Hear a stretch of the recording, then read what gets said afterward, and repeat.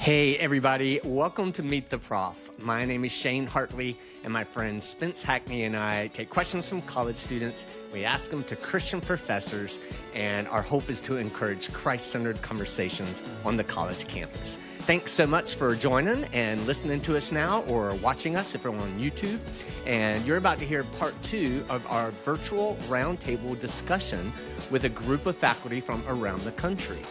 This week, I think you'll be really encouraged to hear the emphasis on real depth of relationship with Jesus. There's a real theme of rest to avoid finding our identity in our work. So I think it's applicable for people no matter what your work is. Even if you are a stay-at-home mom, we hope this will be an encouragement to you. If you are a Christian professor, would you consider going on meettheprof.com and sharing with us some of your Christian testimony of how God brought you to Christ? That's a great encouragement to students when they can find you that way. And so now, without further ado, let's jump in. Here's part 2 of our roundtable discussion. I'll say something. I'm David Min at Illinois Tech in Chicago. I teach chemistry. So, I want to share my own thought about how to draw this boundary. And I didn't hear anyone mention this before, but one thing that I found helpful is just keeping a Sabbath, keeping a day off from normal work, and not just think of Sunday as a normal day that just is another time to do some more work. My name is Murad Alexanian, and I teach physics at UNCW. Now, my subject matter is the physical aspect of nature, and that, as far as I'm concerned, about the whole of reality encompasses maybe at most 20%. How do you handle the 80%? Well, there I use my Christian worldview. And that governs me as a person, as a father, as a husband, as a colleague, in every way. As Paul said, you have to please God. I mean, when you do something for someone that you don't like, even an enemy, you don't do it for that person, you do it to please God. And of course, teaching physics, if you don't teach cosmology, which has to do with origins and beginning of nature, I don't get that much chance to talk about my faith in class. However, I don't hide it. Everybody knows where I stand, okay? And it's nice to be a scientist because they cannot tell you, well, if you knew science, you will be a Christian, which is a way of attacking young students, especially, you know. But I'm very much involved in writing articles and letters and things that express my views, my Christian views. And from childhood, I always believed in a creator.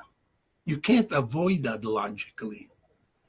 I mean, you know, so when you approach someone about Christ and this and that, I think it may turn them off because they have pictures that are normally negative. You see what I mean?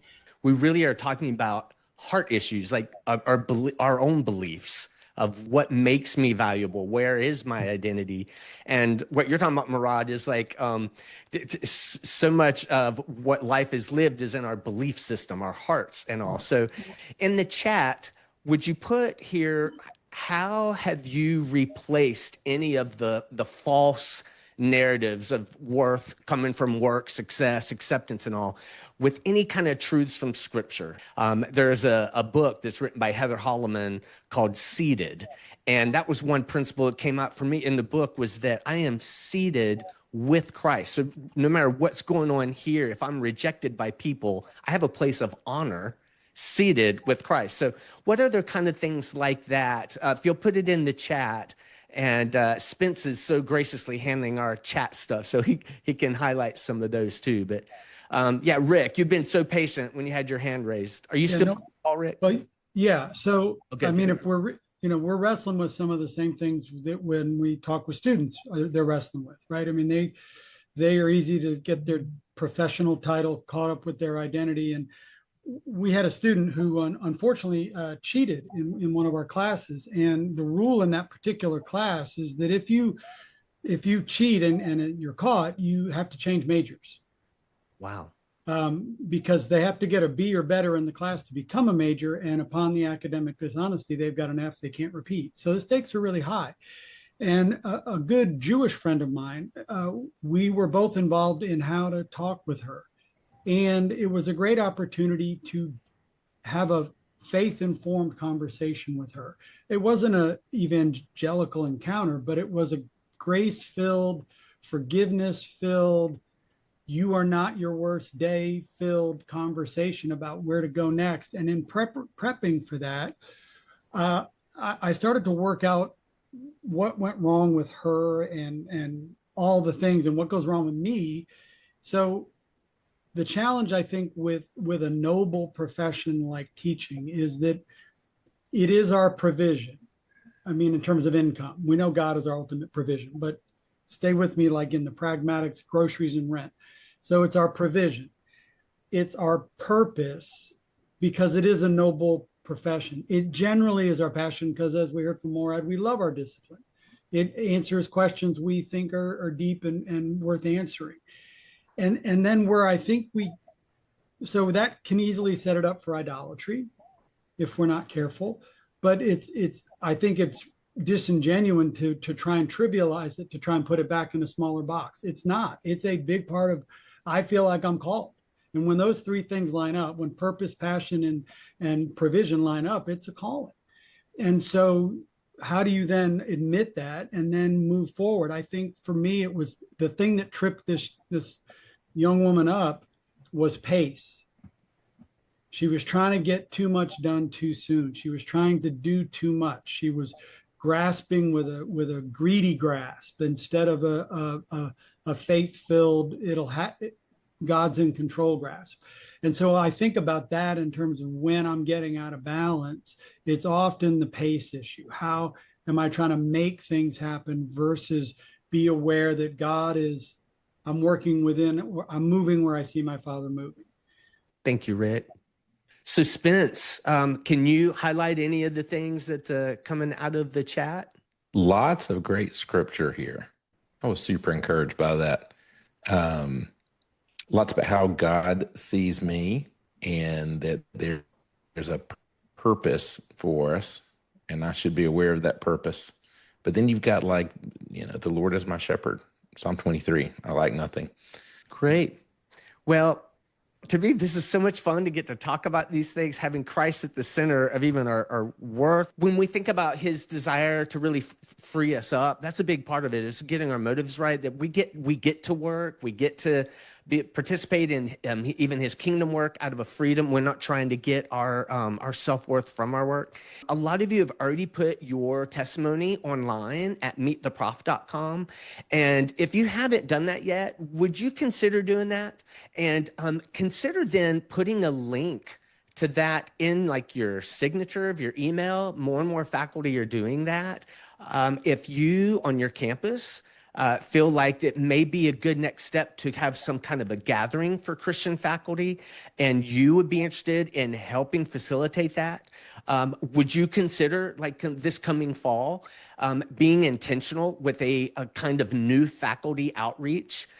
We have resources available to help with that. If you were able to find the list of new faculty on your campus, we have resources to help give gift bags out and even to host a luncheon that would be like a welcome luncheon for new faculty, and even some templates of a program, a real simple program you could do for that. I'm encouraging all the faculty groups to have sort of as a lead step the applications of praying for the lost and looking for opportunities to reach the lost. And often the new faculty coming in are going to be more open to spiritual things. So if you might be interested in helping head up like a new faculty outreach on your campus, let me know. You can shoot me an email, respond. You could put it in the chat right now. Shane, contact me about this, and I could do that way.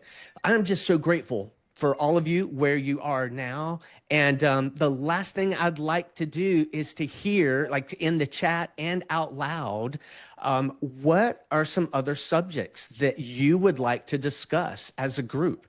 Shane, when the guy came to Jesus and asked him to heal his son, Jesus said, "Do you believe?" And his answer was, "Oh, I believe, Lord, but help me with my disbelief."